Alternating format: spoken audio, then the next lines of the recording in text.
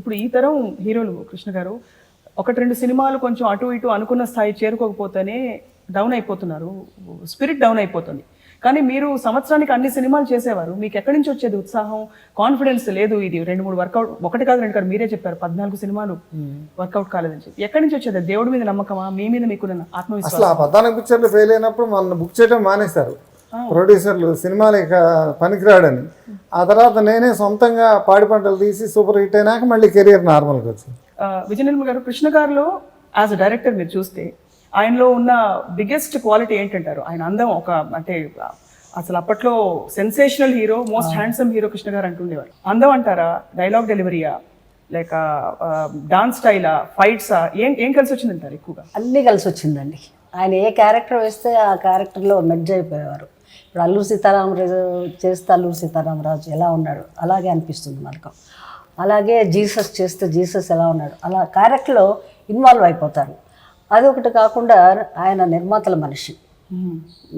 నిర్మాతలను వేధించడం కానీ, డబ్బింగ్కి డబ్బిస్తే కానీ రాను అని చెప్పడం కానీ అవన్నీ లేదు. ఆయన ఎప్పుడూ నిర్మాతలు బాగుండాలి అనుకొని ఖాళీగా ఉంటే తనే ఫోన్ చేసి నేను డబ్బింగ్కి వస్తాను, డబ్బింగ్ పెట్టుకొని అంటారు.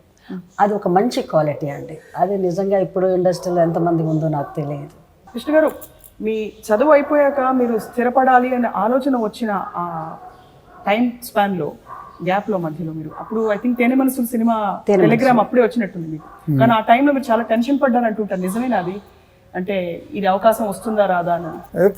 వాళ్ళు ఫోటోలు పంపమని పేపర్ అడ్వర్టైజ్మెంట్ ఇచ్చారు, ఫోటోలు పంపాను, అవకాశం వస్తే వెళదాం అనుకుని ఇంటర్వ్యూకి పిలిచారు.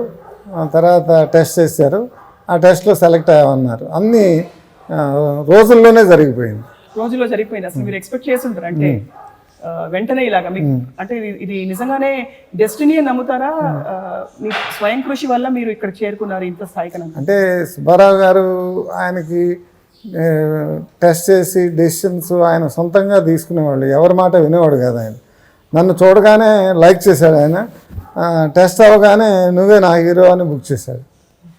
అలాగే టెస్ట్లో వచ్చిన వాళ్ళు చాలామంది హీరోయిన్స్ ఇప్పుడు పెద్ద హీరోయిన్స్ అప్పుడు తీసేశారు. అవును, జయలలిత, హేమమాలిని వచ్చారు టెస్ట్కి, కృష్ణరాజు వీళ్ళంతా సెలెక్ట్ అవ్వలేదు.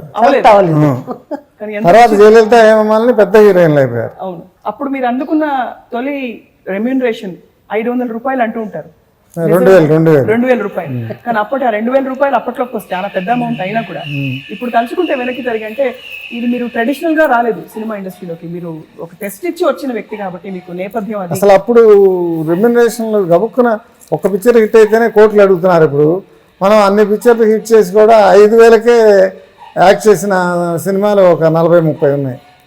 5,000కి